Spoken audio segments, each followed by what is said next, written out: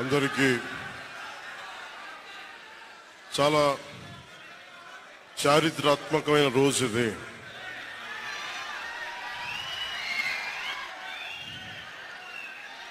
చాలా కొంచెం నిశ్శబ్దం పాటించండి దయచేసి నిశ్శబ్దాన్ని పాటించండి అంతా దయచేసి. నుంచున్న దయచేసి కూర్చోండి. మీరు వీడియోలు తీయకండి ప్లీజ్. దయచేసి కూర్చోండి. ఏదో ఒకటి చేయండి. మీరు కూర్చోవాలి, ఏదో ఒకటి చేయండి. చాలా ఆంధ్రప్రదేశ్ 5 కోట్ల మంది ప్రజలు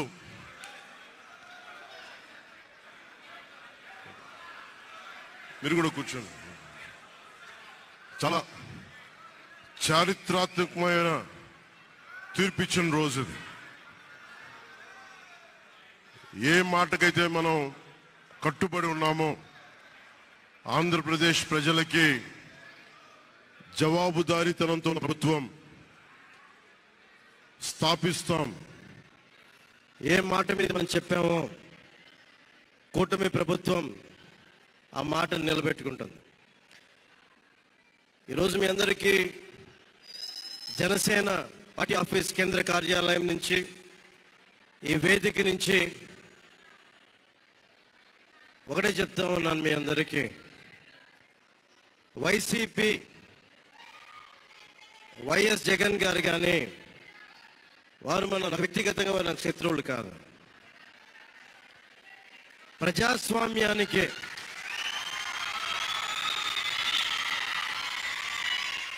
ఇది ఓడిపోయారు కదా అని చెప్పి జనసేన నాయకులుగా గుర్తుపెట్టుకోవాల్సింది. ఇది కక్ష సాధింపు సమయాలు కాదు. 5 కోట్ల మంది ప్రజల కోసం పనిచేసే సమయం ఇది. 5 కోట్ల మంది పైచులకు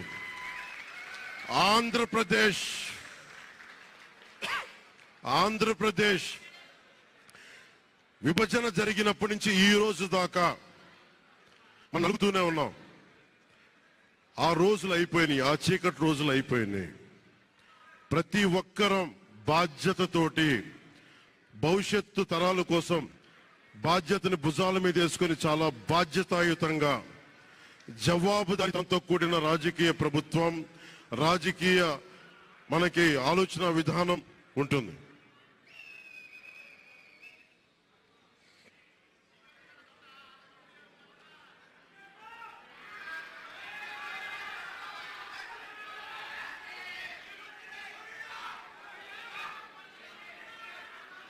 నేను ఆలోచిస్తా ఉన్నాను ఒక క్షణం ఏం మాట్లాడాలి రోజు అని.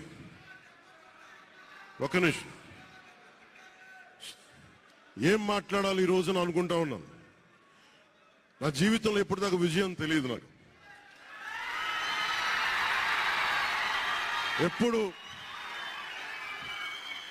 ఎప్పుడు ఒకే ఒకసారి సినిమాల్లో ఉన్నప్పుడు తొలి ప్రేమ అనే విషయం చూసాం.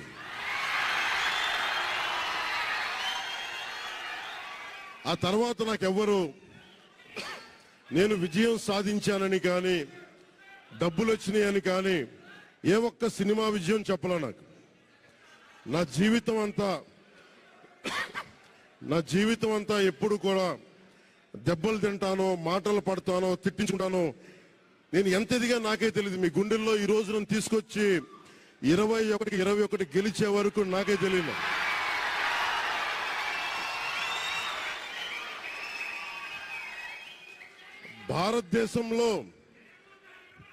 భారతదేశంలో 100కి 100% కొట్టామంటే జనసేన.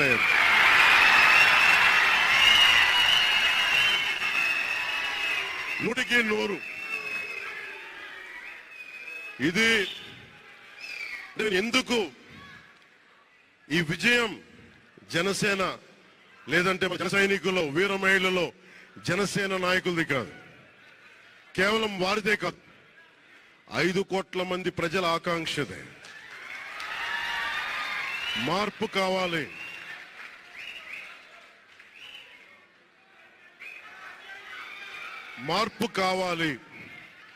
పాలన మారాలి. ఇవన్నీ చాలా మంది కోట్లాది మంది ప్రజల ఆకాంక్ష. ఈరోజు ప్రజల తీర్పు. బాబు మీరిద్దరు కూర్చోవాలమ్మా దయచేసి. నువ్వు పక్కకు వచ్చామ్మా, నువ్వు పక్కకు రా. నువ్వు కొంచెం ముందుకన్నారా, మీరు కొంచెం ముందుకు రండి అమ్మా, మీ ఒక అడుగులు ముందుకు రండి. మీరు కొంచెం ఇబ్బంది పడతాను, దయచేసి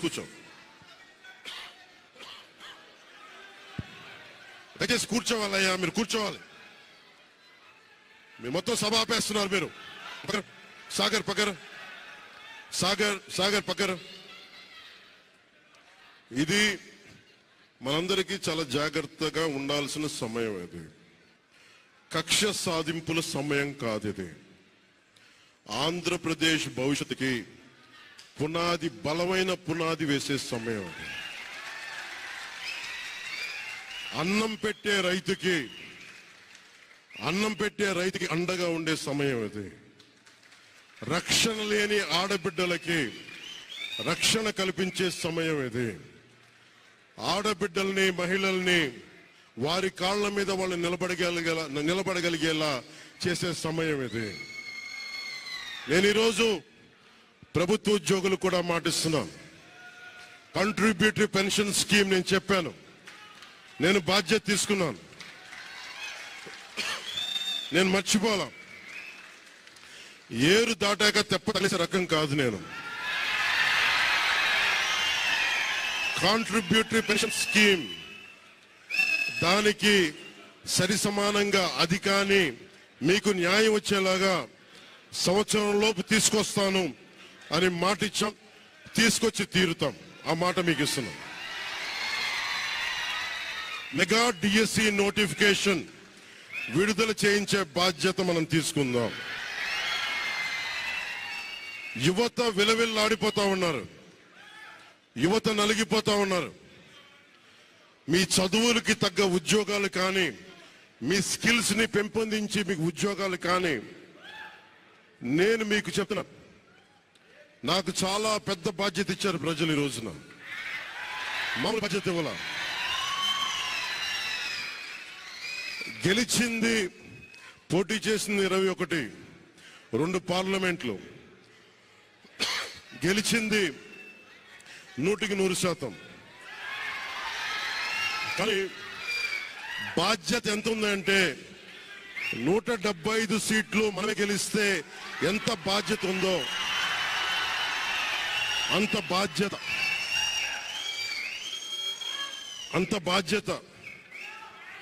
బాధ్యతతో మేము పనిచేస్తాం. యువత నలిగిపోయి నేను మర్చిపోలేదు. ఆడబిడ్డలు ఇబ్బంది పడిపోయారు, మేము మర్చిపోలే. సగటు మధ్యతరగతి మనుషులు నలిగిపోయారు. రోడ్లు వెయ్యలా, గుంతలు వేశారు, అరాచకం చేశారు. అవన్నీ శాంతి భద్రతలు చాలా చాలా బలంగా ఉంటాయి, మీకు నేను మాటిస్తున్నాను. అతి తక్కువ వ్యవస్థల్లో రాజకీయ ప్రమేయం చాలా తక్కువ ఉండేలాగా, అధికారుల్ని వారి పని చేసుకునేలాగా ఈ ప్రభుత్వం ఉంటుంది, కూటమి ప్రభుత్వం ఉంటుంది. రైతుకి కష్టం వస్తే హక్కును చేర్చుకునే ప్రభుత్వం తప్ప తిరస్కారంగా చిన్నచూపు చేసే ప్రభుత్వం అవ్వదు మనకి ఈ కూటమి ప్రభుత్వం.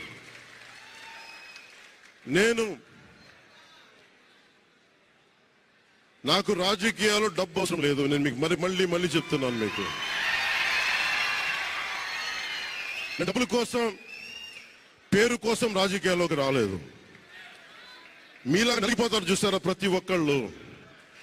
సగటు మనిషి మాకు ఎవడు ఉండేంటి, నా కులం లేదు, మతం లేదు, నా కష్టాన్ని ఎవరు చూడరేంటని ప్రతి ఊర్లో ఉండే ఒక సగటు మనిషి అనుకుంటాడు.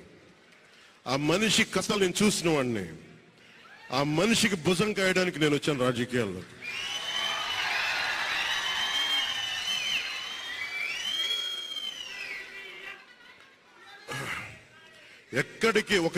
ఎక్కడికి ఓడిపోయాను 2019లో. 2019లో ఓడిపోతే నా మానసిక స్థితి ఎలా ఉందో ఆ రోజున ఈ రోజు గెలిచినప్పుడు కూడా నా మానసిక స్థితి అలాగే ఉంది, అంతే ధైర్యంతో ఉన్నా. గెలుపు నాకు బాధ్యత ఇచ్చింది కానీ అహంకారం ఇవ్వలేదు, రాదు. ఇంకా భయం వేసింది. అందరూ నాకు శుభాకాంక్షలు తెలియజేస్తా ఉంటే నాకు భయం వేసింది. ఎందుకంటే ఇల్లు అలకగానే పండగ కాదు ఇది. ఇల్లు అలకగానే పండగ కాదు, చాలా చాలా బాధ్యత కూడుకున్నది. భీమవరం, గాజువాక 2 చోట్ల ఓడిపోయినప్పుడు ఈ రోజున ఇంతమంది ఉన్నారు. ఆ రోజున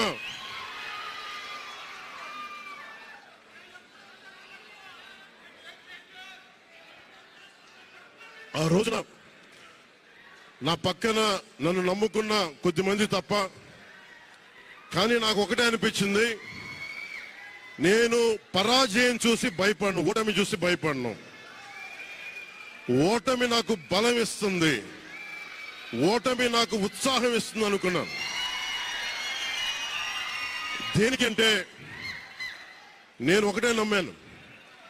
చిన్నప్పుడు తిరుపతిలో యోగా నేర్చుకుంటున్నప్పుడు ఒకటే నమ్మాను, ధర్మో రక్షితి రక్షిత అని. నువ్వు ధర్మాన్ని నమ్మితే ధర్మం రక్షిస్తుంది అని. ఎప్పుడో ఒక 30 సంవత్సరాలు ఇంకా ముందే 18-19 ఏళ్ళప్పుడు చదివితే ఈ రోజున ధర్మం కోసం నిలబడ్డాం. ధర్మం కోసం నిలబడితే ధర్మం ఈ రోజు మనంటే నిలబడింది. అందుకని మనస్ఫూర్తిగా ఏ శక్తి అయితే కనిపించని ఆ పరాశక్తి, కనిపించని ఆ దేవుళ్ళందరికీ కూడా దయచేసి అరవద్దు, కనిపించని దేవుళ్ళందరికీ కూడా ఈ రోజు నేను కృతజ్ఞతలు తెలియజేసుకుంటా ఉన్నాను. మనస్ఫూర్తిగా మీ అందరికీ, పిఠాపురం ప్రజలందరికీ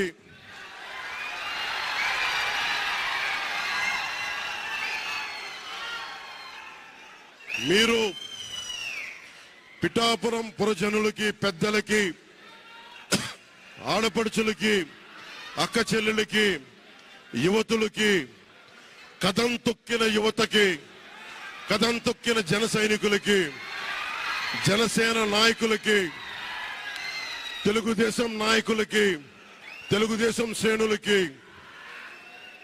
తెలుగుదేశం నాయకులు వర్మ గారికి, వారందరికీ కూడా నా ప్రత్యేక కృతజ్ఞతలు తెలియజేసుకుంటా ఉన్నాను. మీరు పిఠాపురంలో పవన్ కళ్యాణ్ గెలిపించలేదు, కేవలం పిఠాపురం ప్రజలు పవన్ కళ్యాణ్ ఒక్కడిని గెలిపించలేదు, 5 కోట్ల మంది ప్రజల్ని గెలిపించారు. మీరు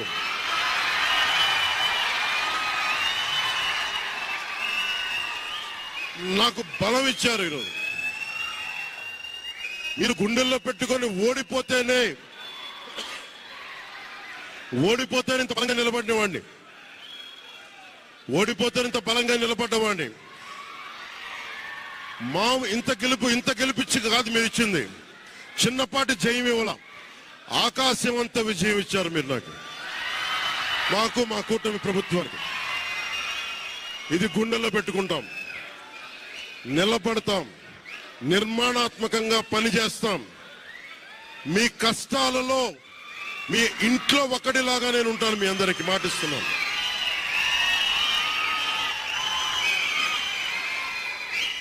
మీ ఇంట్లో ఒక్కడిగా, ఒకటే గుర్తుపెట్టుకోండి, మా ఇంట్లో మా కుటుంబ సభ్యుడు నాకు కులాలకి, మతాలకి, ప్రాంతాలకి అతీతంగా ప్రతి ఒక్కరూ ఆలోచించాల్సింది, మా ఇంట్లో కుటుంబ సభ్యుడు పవన్ కళ్యాణ్. మా వాడు అసెంబ్లీలో అడుగు పెడుతున్నాడు, మా కష్టాల కోసం మాట్లాడతాడు, మా కష్టాల కోసం నిలబడతాడు అని చేసి చూపిస్తాను. ప్రభుత్వం ఎలా ఉండాలి, అధికార యంత్రాంగం ఎలా ఉండాలి, రాబోయే రోజుల్లో మీకు అందరికీ చేసి చూపిస్తాం. మళ్ళీ ఒక 10 నిమిషాల తర్వాత మళ్ళీ వచ్చి మాట్లాడతాను. చంద్రబాబు గారు వచ్చారు, వారిని కలిసి మళ్ళీ వచ్చి మేము ఇద్దరం మాట్లాడతాం.